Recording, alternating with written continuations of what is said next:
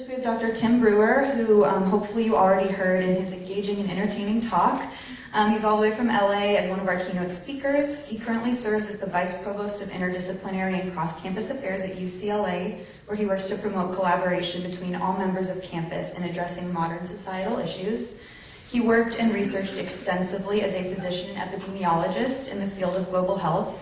And he's worked on advisory committees for the WHO, NIH, CDC, and Canadian Institute of Health Research, amongst others. Prior to his current position, he was the Director of Global Health Programs for McGill University Medical School in Canada. Next we have Dr. Gorby. He is Chief of Adult Infectious Diseases at Creighton School of Medicine, Chief of Medicine at VA Nebraska Western Iowa Healthcare System, and the co-director of the Center for Preparedness Education, a joint endeavor between Creighton and UNMC, which educates Nebraska health providers on public health threats and disaster preparedness. He was also involved in the planning committee for the UNMC biocontainment facility as it was being constructed. Next, we have Dr. Marvin Bittner. He is Chief of Infectious Disease and the Hospital Epidemiologist at the VA Nebraska Western Iowa Healthcare System, and he is the Director of the Infectious Diseases Fellowship Training at CUMC, as well as an Associate Professor, who most of us M2 medical students have had, along with Dr. Gorby. He earned both his MD and his Master of Science in Clinical Epidemiology from Harvard, and he has served previously on the board of the Global Health Education Consortium. He's earned a multitude of distinctions and awards throughout his career, published extensively, and traveled with Creighton's ILAC team over 17 times. Finally, we have Dr. Bittner Hallin. She is an adjunct faculty member in the College of Business Administration at the University of Nebraska, Omaha. She earned her doctorate in geography with a specialization in anthropology and indigenous peoples from UNL. Dr. Hallin has lived and worked in sub-Saharan Africa for several years. She researches the dynamic between traditional healers and modern medical doctors, and currently she is examining the role of local leaders and physicians in containing the Ebola epidemic in rural parts of sub-Saharan Africa. So with that in mind, to start our panel discussion, I was hoping each of you could take a couple minutes to describe your work and discuss how it pertains to our collaborative and interdisciplinary focus at the Global Health Conference. I've already had a chance to talk, so why don't we? Maybe have you had any discussions about some of the details of the disease itself or not? You're welcome to share. Welcome to comment. Yeah, please do. Okay, so I'm an infectious disease specialist, and I've also been involved in a lot of the disaster preparedness education in Nebraska. So I think a lot about the disease itself, but also how various factions respond to an outbreak or a disaster. So I think maybe we can just talk about some brief facts about Ebola. Bats are likely the reservoir in nature. Most of the cases in this outbreak have been in Sierra Leone, Liberia, and Guinea. There were actually 4 cases diagnosed in the United States, and 2 of those were healthcare workers who were taking care of ill patients. And then there were 5 healthcare workers and 1 journalist who got sick overseas and then were brought to the U.S. for treatment. The virus itself is found in the blood and body fluids of people who are symptomatic with an illness. They become infected by contacting those body fluids through breaks in their skin or unprotected mucous membranes. And they haven't really demonstrated transmission of this by inhalation. Another thing that seems to have been very concerning to people is what's the effect on cats and dogs. And up till now, there haven't been any reports of dogs or cats sick from Ebola transmitting it. When you get this disease, it directly infects your tissues and causes a lot of dysregulation of your immune system. So a lot of the normal chemicals that help us fight infections are liberated in kind of an uncontrolled fashion, and that leads to leaky blood vessels, disturbances of the electrolytes in your blood, like the sodium and potassium and things like that. It also causes consumption of the factors in your blood that help your blood clot. So you get some clotting inside the vascular system, but when those clotting factors are consumed, it can lead to hemorrhage. So that's why this is described as a hemorrhagic fever. And people get symptomatic usually about a week after becoming infected with kind of fever, chills, muscle aches. And then they get more systemic symptoms, a lot of GI symptoms, nausea, vomiting. They can get confused, have seizures, and so forth. And about 50 to 70% of the people who become infected die from the infection, although probably with intensive care unit type care that can be a little bit lower. But in the areas where the outbreak has been, they really haven't had that sort of ability to respond. So that's a little bit about the disease. Probably let somebody else talk at this point. My interest in this subject comes from about 6 different directions. Like Gary Gorby, I'm a medical doctor with a specialty in internal medicine and a subspecialty in infectious diseases, and Ebola, of course, is an infectious disease. But beyond that, I have a role as a hospital epidemiologist and chairman of the Infection Prevention Committee in the VA Nebraska Western Iowa healthcare system. So in this role in infection prevention, I have a special interest in Ebola because of concern about its spread in our healthcare setting. And beyond that, I have special professional interest that's reflected in some of my work when I did my master's project for my Master of Science in Epidemiology, which essentially involved getting healthcare workers to do what they're supposed to, in other words, to wash their hands. And so one thing I'm interested in is how you go from saying that healthcare workers ought to do something to prevent the spread of infection to actually doing it, and implementation is one of the issues with Ebola. Beyond that, in my role in infection prevention, I've been involved in dealing with what you heard Dr. Brewer mention is the most worrisome burden of outbreaks, which is the fear and panic. And I was involved in 2003 when we were trying to get healthcare workers to accept smallpox immunization, despite a lot of fears. And there was a huge variation in response to this nationally. For a while, our VA in Omaha was leading the country in number of healthcare workers immunized, although we're not by any means the largest VA. It's because there were a lot of things done to correct misinformation.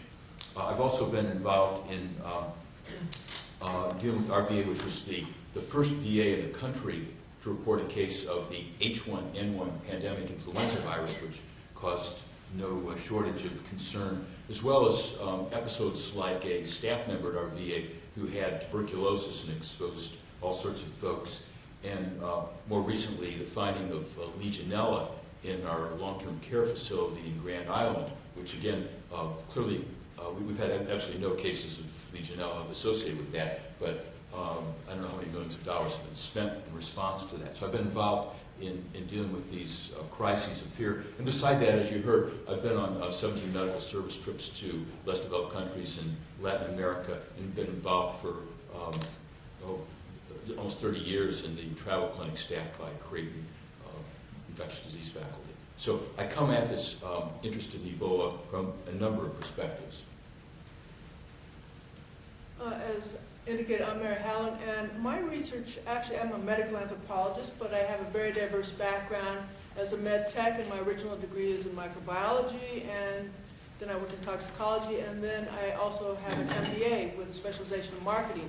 And I pull on all of these areas for my interest in the Ebola outbreak here. Specifically, I got interested in that. In my research, looked at collaboration between traditional biomedical practitioners in Cameroon, where I lived for 5 years. And so I was looking to see how can we involve traditional practitioners in the healthcare system, because one of the goals of my research is to improve healthcare systems in the African continent. And so this is where I'm looking at how to involve traditional doctors. And I've been following this Ebola outbreak actually since last March, when it first came about, actually.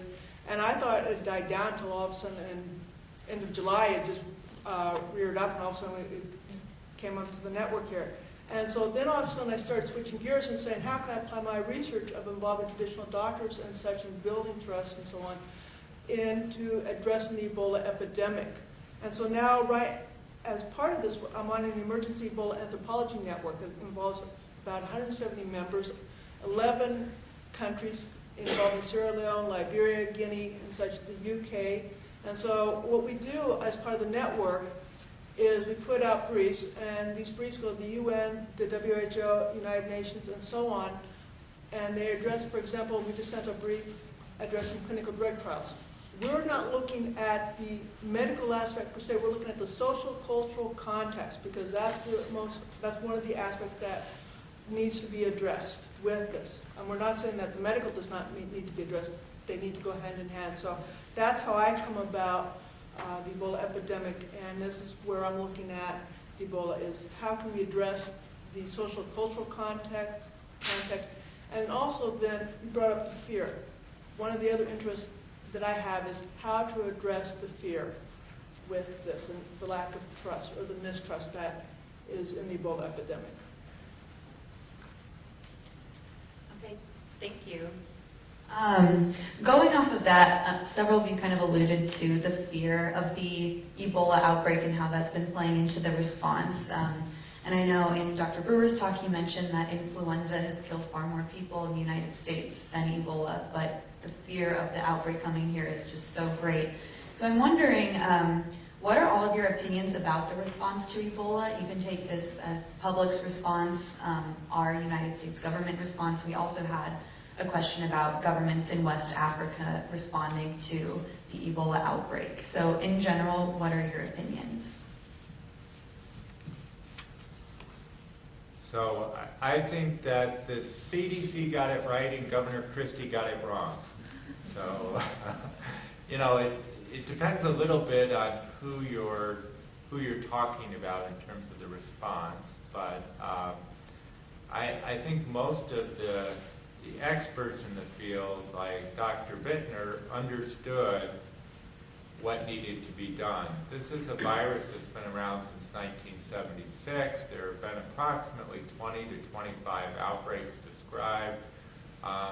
So people had a good sense of what, once we realized it was Ebola, and part of the problem initially was Ebola had not previously been described in this part of Africa before, and I think that contributed to the delay in recognizing that they were dealing with Ebola. But once they knew it was Ebola, I think the experts in the field knew what to do, and the challenge was dealing with the public response, the government response, and some of the other groups that were involved. So I think I can kind of elaborate on one of the things you mentioned about it not being in that area of Africa before. Even in a country that's experienced Ebola, it takes a while to bring it under control. And an example was this outbreak in Uganda in 2012. They had 2 previous outbreaks, and they had a lab in the country that CDC had put there that could do the diagnostics. And even though they jumped on it right away, it took 68 days to curb the epidemic. In this case, the countries where it occurred, they didn't really have previous experience. Their public health infrastructures were very weak. But despite that, Doctors Without Borders actually responded within a few days of the first cases in Guinea. And so, people got on it pretty quickly. But it involved 3 different countries. And that's a real challenge, and I think that's a key issue with responding to disease outbreaks. And it doesn't matter if it's in a small town or in a state or in a country or in multiple countries. If there's not good coordination, because it's got to be a multifaceted response, you're going to struggle with controlling it. And I think they really didn't have that. In July, the World Health Organization got involved and started to try to coordinate the response, but I think this sort of cross-border issue was a problem. And then the other key principle is that all emergencies, all disasters are local. And so it's really hard for people to come from the outside who don't understand the culture, the landscape, the resources to implement those as well as people who are from there.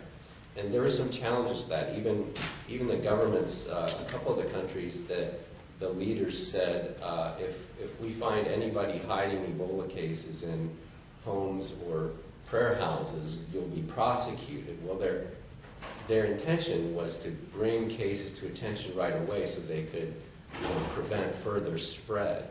But people's fear of something bad happening to them if they said, hey, my family member's sick, it actually kind of had the opposite effect. So sometimes our messaging to the people in a local area does not achieve what it wants to. Like Dr. Bittner said, getting healthcare workers to do what they're supposed to do is a different thing than just telling them what they should do.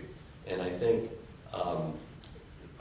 understanding the cultural burial practices in the areas contributed to spread from transmission from deceased individuals with the disease. So there are a lot of messaging challenges, not only across countries but also in the local communities, to get people to listen to what public health folks wanted them to do. Yeah, I agree that there's a contrast between the CDC that gave really good advice and what was called the abundance of caution of some politicians. And one point I saw an email that said, when you read abundance of caution, translate that into an abundance of politics. You may wonder, in some respects you may wonder why people got so excited about Ebola, because, as you heard, it's been described in medical literature since 1976. There are over 20 outbreaks. I'm sort of curious here in the audience, how many people have gotten a paper published in the medical literature? Okay, well, some of you have. Let me tell you about my master's project. The paper went through 8 major revisions before we decided to submit it, which is a little bit on the high side, but still it shows our attention to getting things right. And then it went to a journal that had a very particular editor. He got back 2 pages of single-spaced comments from 2 reviewers, and then he proceeded to add a couple pages of single-spaced comments that commented on the reviewers. And it was actually almost 2 years from the time we submitted to the time it actually got published. But the whole point is that, this may be an extreme example. When a paper gets published in the medical literature, it gets pretty thoroughly reviewed as a general rule. And you're talking about a disease that had 20 outbreaks in the medical literature. And you may say, well, if you have something that is so carefully described, so extensively described, how could there possibly be something new, a surprise? And I think that we heard one thing, that this was new to this area of West Africa, and it may have something to do with local customs, it may have something to do with urbanization, that an experience that resulted in the extensive spread. But the other surprise was, if you look at what happened in the U.S. with it, it didn't fit in with the textbook. The textbook, and I actually looked at the Mandela Infectious Disease textbook, they said, 70 to up to 90% mortality. But if you look at the deaths in the U.S., it's sort of flipped around at 70 to 90% survival. How did that happen? And you may wonder, they had so much experience with it, they had worked out how to do the infection prevention precautions, essentially the precautions related to transmission by contact with fluids and by contact with droplets that somebody might cough out. And if that was all worked out, why was it that there was apparently a transmission in Dallas? And I think if you, in a way, it's another statement about everything being local, that the way the disease is managed in Africa is not the way the disease is managed in the U.S. Early on, one of the most striking things is a huge amount of nausea and vomiting. I would ask people, how many of you in the past day drank 10 quarts of water? And people, nobody would raise their hand. And if you talk about some of the fluid losses, you're getting into that range, and it's very, very high concentration of very infectious material. And I think the reason that drop-up precautions and contact precautions work reasonably well in Africa has to do with the level of care. It's not as intense. The folks who were coming to Omaha from Africa had not, even though they had tremendous nausea and vomiting, had not had any electrolyte determinations, no blood drawn for that, or IV fluids, which would be considered somewhere beyond malpractice in the U.S. with that amount of fluid loss. But in the U.S., it was just routine to provide care far more intensively. So what you had was the way the disease is handled in the U.S., in Dallas, for example, is completely different from the way it was handled in Africa. And I run to people who you know, they've seen hospitals in the U.S. and they know how they operate, and they sort of think that's the way it is in the rest of the world. But I can tell them about a clinic in Nicaragua that was built sort of as a showpiece, and it's basically an outpatient clinic. And if you look at, there's a public bathroom there, it's got a sink, and it's got a toilet, but the room is utterly filthy, and there's no soap and no towels. And people just can't imagine having something like that. At the ID Week, they showed a picture of a room in Nigeria where somebody had gotten care and there was blood on the floor that had stayed for days. So what you had is a very different way a hospital would manage folks in the U.S., and so the expectations of how infection control practices would work were quite borne out. And this is basically the need for some of the extreme things they've done in the biocontainment unit, because you have something that's absolutely remarkably, a remarkably large volume of remarkably infectious material with remarkably intensive care. So I think that transmission in Dallas contributed to a great deal of the panic in the U.S., and I think you can understand it by understanding that hospitals here are very, very, very different. And this generated tremendous fear. There was actually, I'm not sure whether it was on Emerging Infections Network or ProMed, but there was a little piece by one of the physicians in Dallas describing what happened to the Dallas hospital staff, that their children were, and I've heard this happen in Omaha too, their children were told not to come to birthday parties, and people were told they weren't welcome at church. And so I think that Ebola really illustrates some of the concepts we've heard about everything being local and the importance of fear, and it can sort of put together the mystery of why it was the disease you think was well described would come across and gain so much attention. When I was looking at the response, my gut initial response was we were slow to the response on the Ebola epidemic, because I remember in August when this first came out, I was up at the Gates Foundation, and they had not done anything for the Ebola epidemic, and this was still when the deaths were below 1,000, and I was still surprised. And they could have done a simple thing as donating beds at that point, and they needed the beds at that point, and this would have helped build up the infrastructure and would have helped with the Ebola epidemic. Only a month later, when they realized that it was really severe, that they gave any money and started to say, hey, we need to look at the Ebola epidemic with that. So again, my MSF, though, was on top of things. MSF, I applaud, and some of the other NGOs were top-notch. They were there, and they were saying, we need help. And they were saying this in March. And so I applaud them with this. They were out in the front lines doing the best they could with what they had with that. Another thing was, when we went in with that is, we went, some of the doctors, you go in and there was a failure to understand what is the culture. What do they mean by an illness? Because they might consider the illness being caused by a traditional doctor, or by someone else. So what was the cultural context? So understanding the culture, and you brought this up, the burial practices. Understanding the burial practices. This was really a big issue on how things were being transmitted.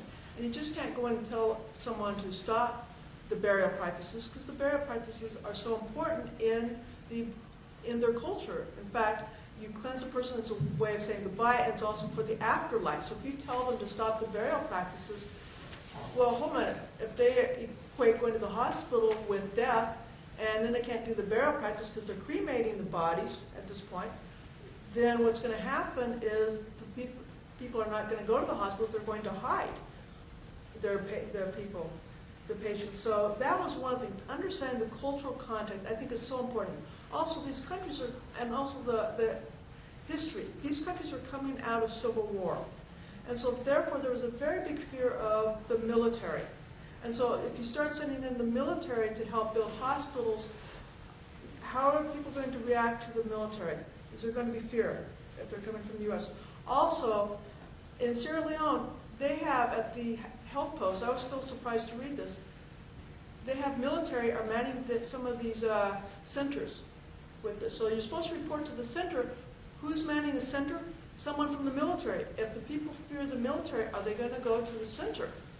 Possibly not. They might hide because of that fear factor. So you want to sit there and get other people involved on this. This is where it gets into getting the community involved. We've not really, from my perspective, getting the community involved, from traditional doctors, the local leaders, the youth, the elders within the community, getting them involved within the response, I think has to be a key aspect in looking at this abroad with that. In fact, the best healthcare programs usually start from the community base. And you need the community base, plus you need the medical doctors. You need them working together with that. And one of the things to really kind of ask when going into a community is, what do they need? What do they perceive? Just sit down and literally ask them. And they will tell you. I found out from my research, if you ask them questions about what they consider bad and such, they'll tell you right away. And they actually have ideas of how to modify, let's say, burial practices with that. As far as the quarantine, I'm not sure that was the best idea either. I agree with the first comment. But again, that was not the best. And there was a lot of media hype. That was the thing I couldn't believe, the media hype. Duncan Lewis, I couldn't believe the one media hype that came in. They said he took a roundabout way to get home. And I thought, what was the roundabout way? And so roundabout way supposedly went up to Brussels, then to D.C., down to Dallas-Fort Worth. That's the most direct way. So, and also this time he had politics coming into play. It was getting into election times here in the U.S., so he had all the politics. People were politicizing on this. So again, overreaction. But one of the questions I kind of look at also, and I post in my classes because I also teach global health here at Creighton, is these hospitals are maybe having 10 patients, 15 patients, Ebola. We had one patient. Could we handle 10 patients at one of our hospitals here in the U.S.?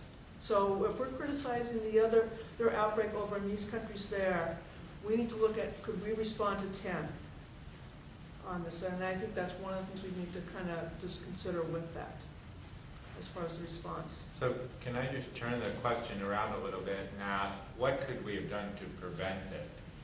So I think an important thing to remember is that after the international health regulations of 2005, every country is legally obligated to create a minimal public health infrastructure.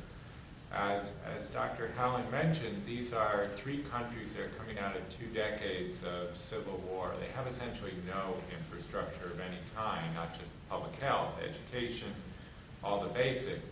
If we had gone to the world community in 2012 and said, hey, we should take $100 million and build public health infrastructure in Guinea, Sierra Leone, and Liberia, what do you think the chances are that anybody would have said, yeah, that's a great idea, let's do that?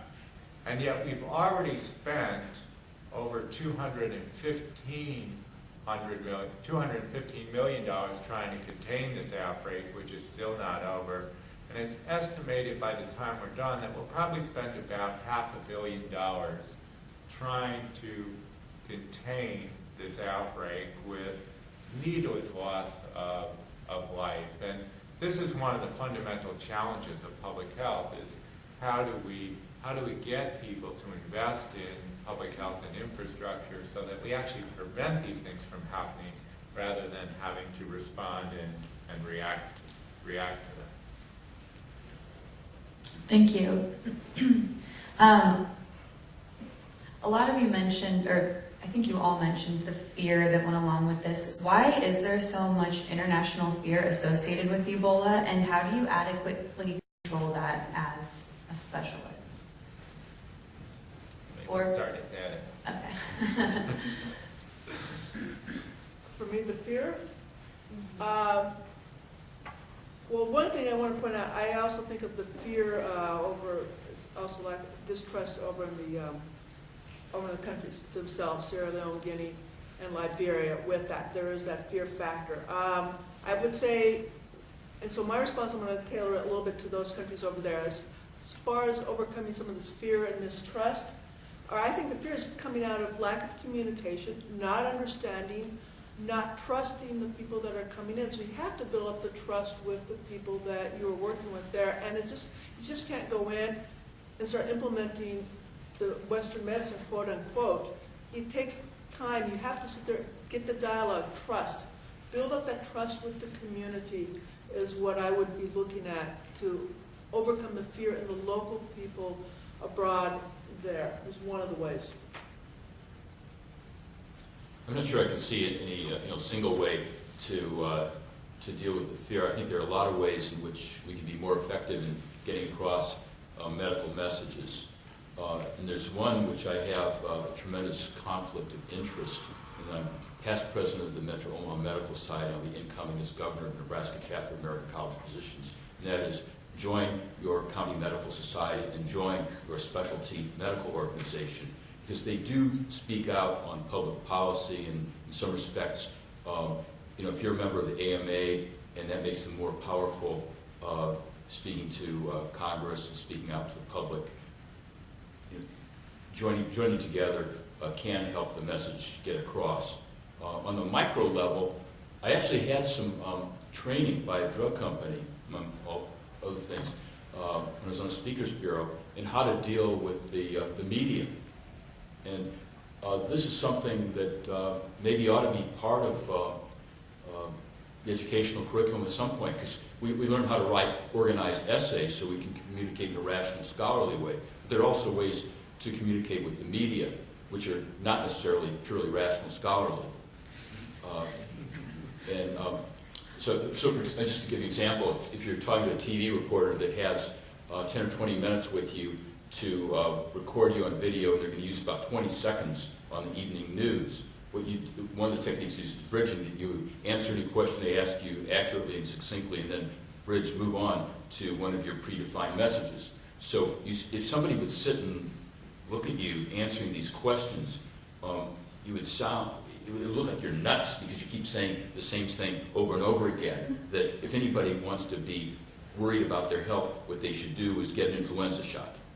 If anybody is concerned about what they've been reading and wants to feel safer, they should get an influenza shot. So if they saw you sitting there for 20 minutes saying that, but there's a different style of communication. And just as we learn how to communicate with patients, just as we learn how to write essays in college, I think this may be something we can add to the curriculum. Just general political involvement, too, in speaking up, being in touch with our elected representatives can help. And I think working with social scientists and marketers on communication methods can help. There's a tremendous problem with the anti-vaccine movement, and just saying, well, let's see if we can dig out the facts. We may have to do things that would be uncomfortable.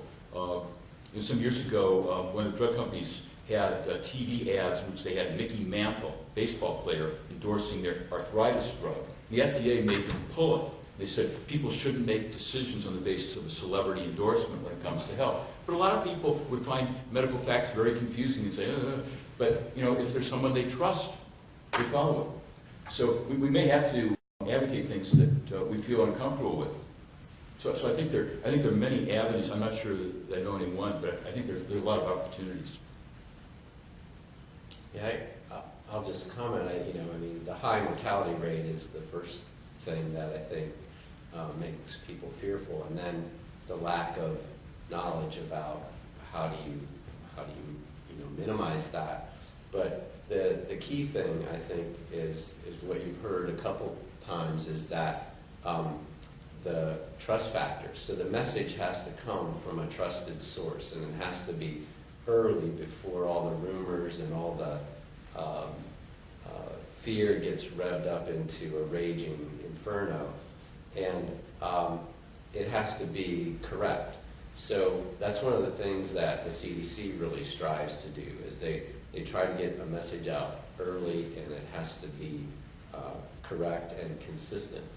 And so when we talk about building public health infrastructure in some of these countries who have none, it doesn't necessarily mean, you know, building a lot of laboratories or facilities to care for outbreaks of horrible diseases.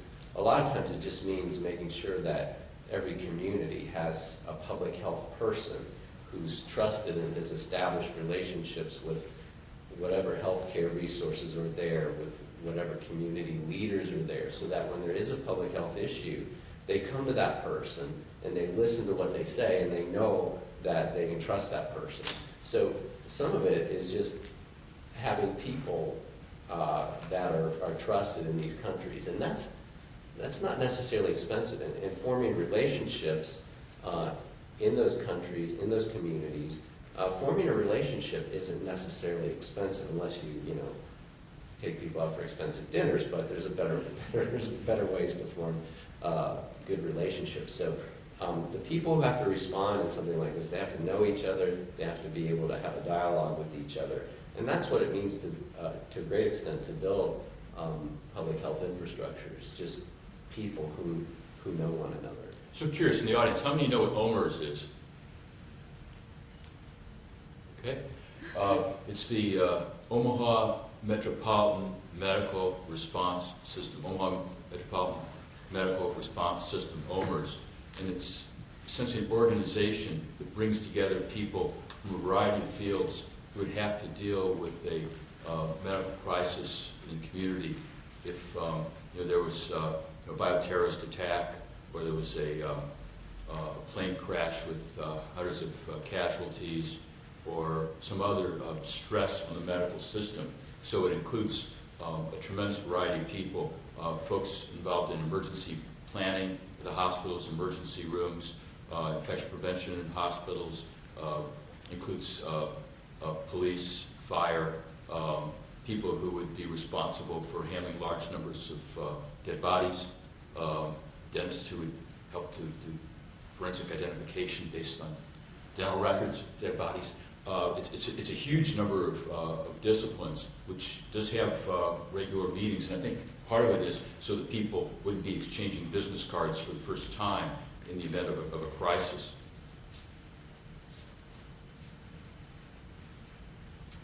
Okay. A theme that I heard repeatedly during that was building trust in the community.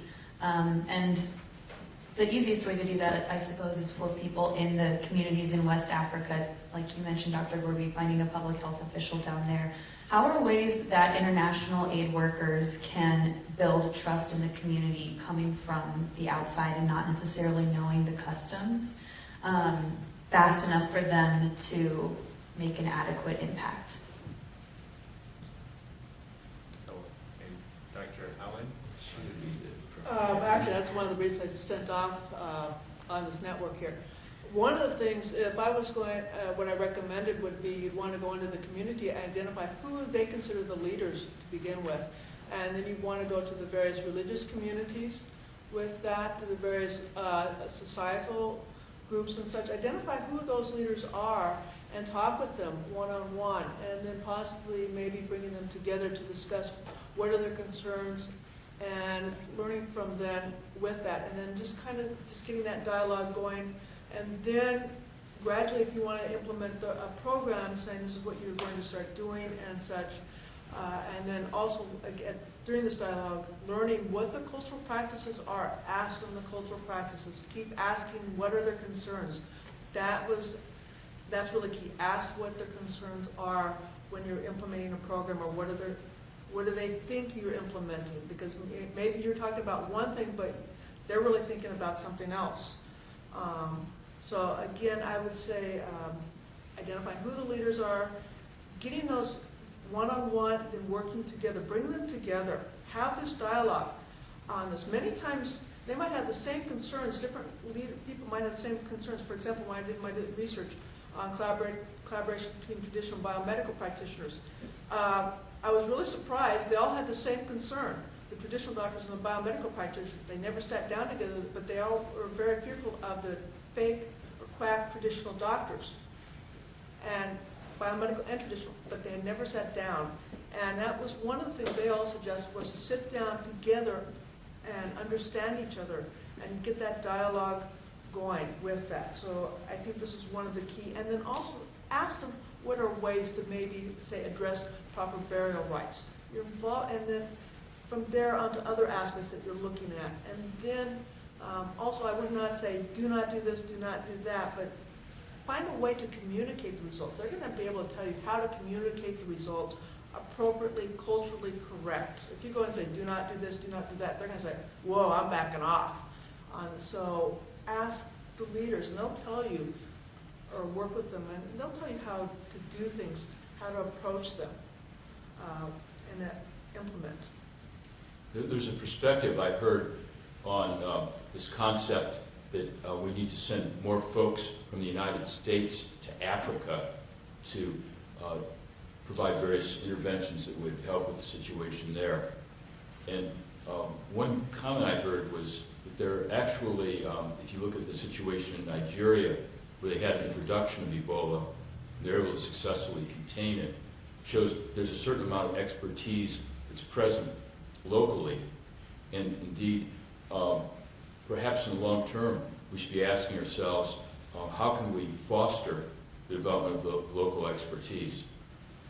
And you don't necessarily expect to have to send folks great distances when there may be people close at hand that could help. And some of the folks in less developed countries face all sorts of obstacles that have come up today. And they start with what we heard about last night, where there was a group in Armenia that had to drop out of the education program because of lack of electricity. But if we think about what we can do to foster the development of local expertise, there's certainly people who are knowledgeable, people who want to learn, and this might be yet another approach that would strengthen local infrastructure. I think the other side effect of that is something I mentioned at the beginning was the cross-country problem that this outbreak presented. And one of the things the U.S. did after 9/11 was to spread incident command structure, which means it's sort of a standard way of handling an emergency. It originated, I believe, in the firefighter arena. But you have an incident commander, and then you have people who do different parts of the response, like logistics, so that the people who are responding have the things they need. There's food, somebody who tracks the financial part, somebody who tracks the medical response part. So it's an organizational structure. And but when all those entities show up and they don't know who's in charge, the response is not coordinated. So when you build this local infrastructure of trust and people of different parts of the community, including the medical community, they can start to form an organization where they know who's in charge of what. And as you might imagine, we all wear different hats, but if you're not familiar with what the priority is for somebody else who's wearing a different hat than you, really your priorities are the ones that you think are most important. So like a religious leader, their highest priority might be to make sure that the burial practices in the community continue through this terrible stress that's, stressing everybody's spirit and faith, right? But maybe that's not the right thing. So you can't have a coordinated response without people knowing all the different hats and what all the hats' priorities are. And one of the things that happened after World War II, we had the World Health Organization, which sort of took the lead on things like this. But since then, there's been a lot of nonprofit organizations and philanthropic organizations who have sort of expanded their interests on a global scale. And, they want to do good work. But we know even in the United States, when there's a hurricane or a tornado, well-meaning people show up with food, with resources, but how do you distribute it? Who communicates to them where that stuff needs to go? So we actually have a lot of really great organizations that responded to the Ebola outbreak, but the coordination of all of them was certainly lacking. And so, like we've built in the United States an incident management system, we really have to strengthen that sort of thing in the international arena, where we have OMERS in Omaha to help coordinate medical responses. We need that scaled on an international level so that we have all the people at the table who can coordinate all those resources where people want to show up and really help, but they're spinning their wheels because it's not coordinated. Could I just add on? When you add the coordination, you'd also want to make sure you include the government, that the governments are not left out, because all these organizations have gone in, there's no coordination, and the governments all of a sudden are becoming upset because everybody's coming in and they're kind of losing control of things. And so you need to work within somewhat the government system, and it is difficult because there is corruption and so on in these countries, so how do you work with that? But again, somehow working within the government system or working on forming them. Great. What would you each say is the most important thing that we as a global community have learned from Ebola in 2014, and what do you foresee happening with the outbreak in 2015?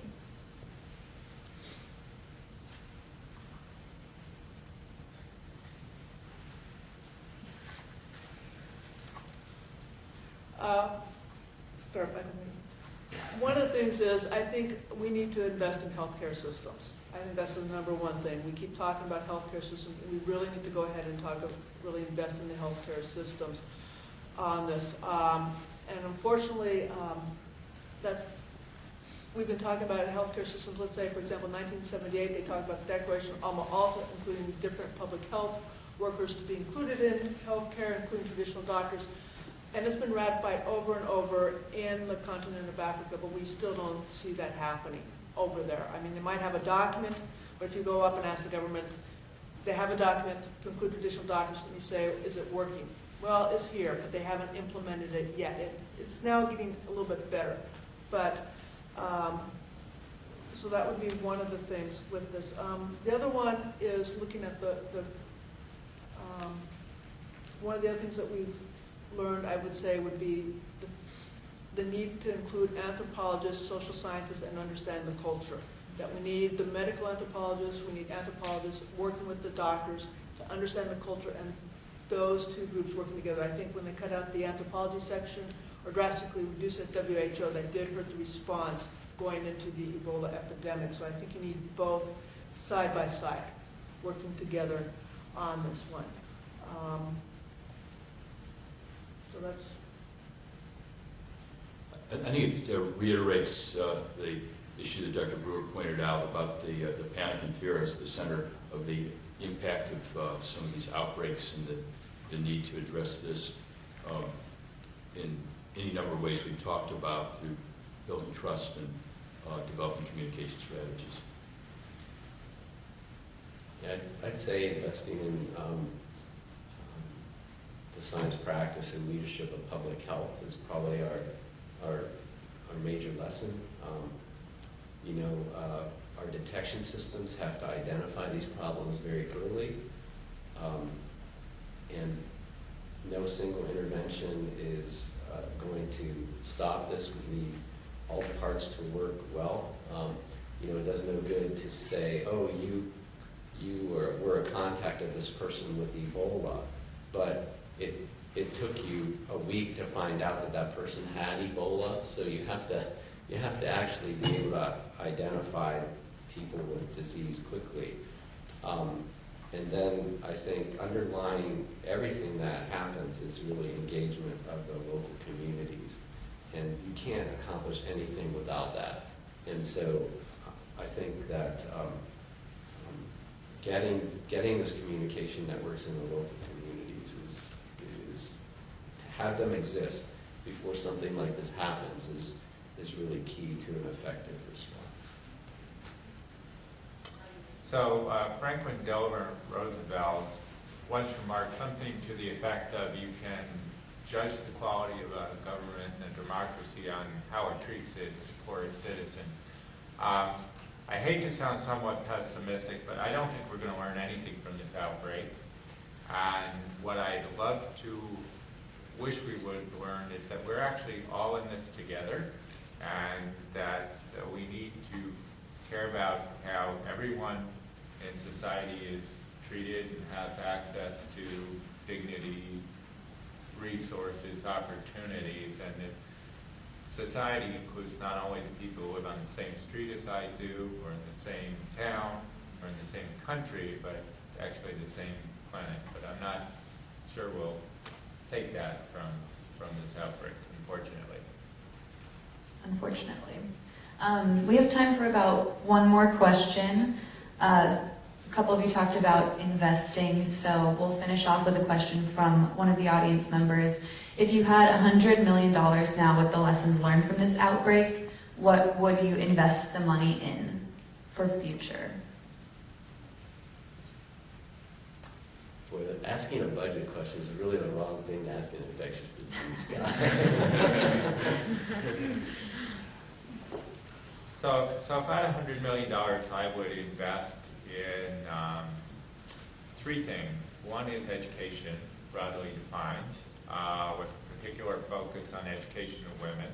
There are lots of good data to show that if you educate women, health gets better, and that's true in a variety of different countries. Second is I would invest in infrastructure. If you don't have roads, it doesn't matter whether or not you have laboratories. If you don't have electricity, it doesn't matter whether or not you have laboratories. And then the third thing I would invest in is training and funding of the public sector, broadly defined, not just public health officials, because if your police are corrupt, if your trade ministers are corrupt, if your customs officials are corrupt, the system isn't going to work. So basically trying to create good governance. I think one of the lessons learned is that governments, when they run effectively, actually provide a useful role in maintaining society, and we see what happens when you don't have good governance.